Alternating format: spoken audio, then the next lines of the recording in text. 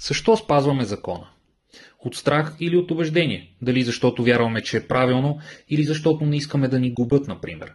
Всеки ден живеем сред правила. Някои написани, други подразбиращи се. Спираме на червен светофар, плащаме данъците си, не пресичаме където ни хрумне. Но рядко си задаваме въпроса защо го правим.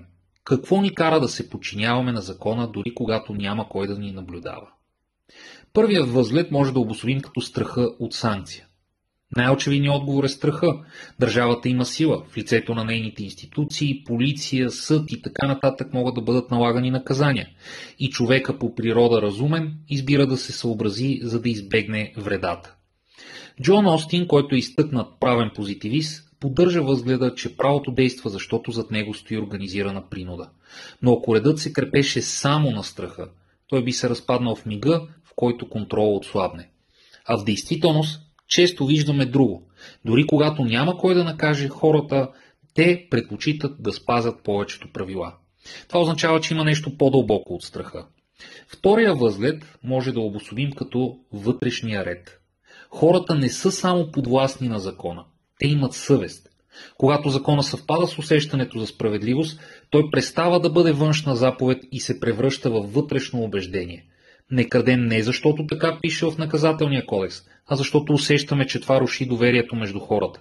Не лъжем не защото се страхуваме от съд, а защото искаме да живеем в свят, където думите имат стойност.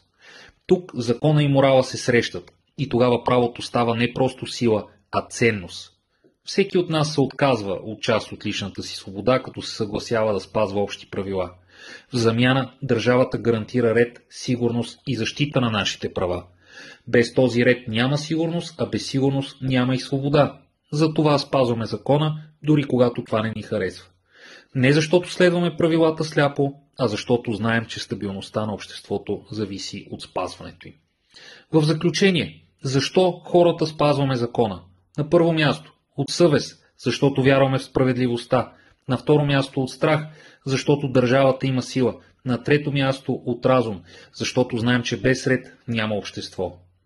Истинската сила на правото не трябва да е в наказанието, а в това хората да го възприемат като справедлив ред за регулиране на обществените отношения. Когато спазваме правилата не от страха, а от убеждение, законът наистина се превръща в право.